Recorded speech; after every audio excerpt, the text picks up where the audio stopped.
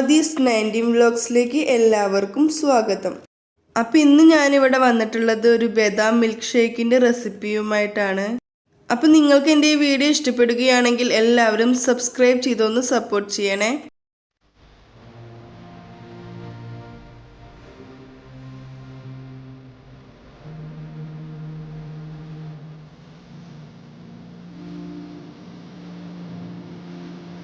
അപ്പോൾ ബദാം മിൽക്ക് ഷേക്കിന് വേണ്ടി 25 ബദാമാണ് ഞാൻ എടുത്തിട്ടുള്ളത്.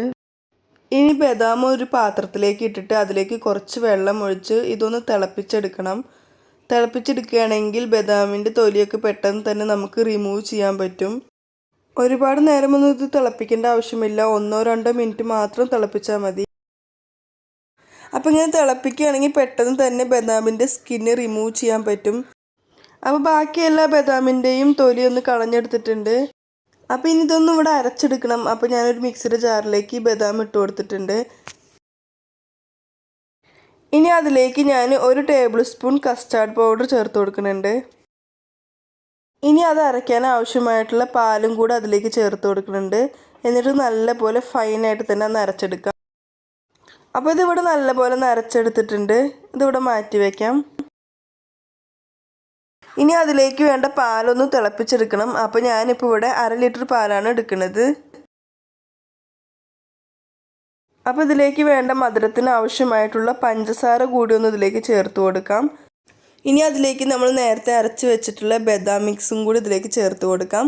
അപ്പോൾ ഇതെല്ലാം ഞാൻ പാല് തിളയ്ക്കുന്നതിന് മുന്നേ പാലൊന്ന് ചൂടായി വന്നപ്പോഴാണ് ചേർത്ത് കൊടുത്തിട്ടുള്ളത്. ഈ സമയത്ത് ചേർത്ത് കൊടുക്കുകയാണെങ്കിൽ നല്ലപോലെ ഒന്ന് ഇളക്കി നമുക്ക് വേവിച്ചെടുക്കാനും കൂടി പറ്റും. കസ്റ്റാർഡ് പൗഡർ ചേർത്ത് കൊടുത്താൽ പെട്ടെന്ന് തന്നെ കട്ട പിടിക്കാൻ സാധ്യതയുണ്ട്. അപ്പോൾ അതുകൊണ്ടാണ് ഈ സമയത്ത് ചേർത്ത് കൊടുത്തിട്ടുള്ളത്. ഇനി ഇതെല്ലാം നല്ലപോലെ ഒന്ന് തിളപ്പിച്ചെടുക്കാം. അപ്പോൾ അടി പിടിക്കാതെ ശ്രദ്ധിക്കണം, ഇടയ്ക്കിടയ്ക്കൊന്ന് ഇളക്കി കൊടുക്കണേ.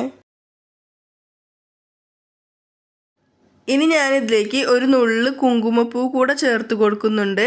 അപ്പോൾ ഇതിവിടെ ഓപ്ഷനിലാണ്, ചേർക്കണമെന്ന് നിർബന്ധമൊന്നുമില്ല, ചെറിയൊരു കളറിന് വേണ്ടി മാത്രം ചേർക്കുന്നതാണ്.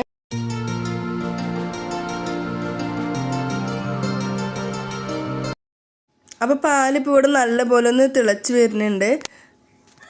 അപ്പോൾ ബദാം മിൽക്ക് ഷേക്ക് ഇപ്പോൾ ഇവിടെ റെഡി ആയിട്ടുണ്ട്. അപ്പോൾ നിങ്ങൾക്ക് എൻ്റെ ഈ വീഡിയോ ഇഷ്ടപ്പെടുമെന്ന് വിചാരിക്കുന്നു. ഇഷ്ടപ്പെടുകയാണെങ്കിൽ എല്ലാവരും സബ്സ്ക്രൈബ് ചെയ്തൊന്ന് സപ്പോർട്ട് ചെയ്യണേ. അപ്പോൾ ഇനി നമുക്ക് ഫ്ലെയിം ഒന്ന് ഓഫ് ചെയ്ത് കൊടുക്കാം. അപ്പോൾ ഇതിവിടെ കട്ട പിടിക്കാതെ നല്ല രീതിയിൽ തന്നെ നമുക്കിതിവിടെ കിട്ടിയിട്ടുണ്ട്. അപ്പോൾ ടേസ്റ്റോട് കൂടിയിട്ടുള്ള ബദാം മിൽക്ക് ഷേക്ക് ഇവിടെ റെഡി ആയിട്ടുണ്ട്. അപ്പോൾ ഇതെല്ലാവരും ഒന്ന് ട്രൈ ചെയ്ത് നോക്കണം.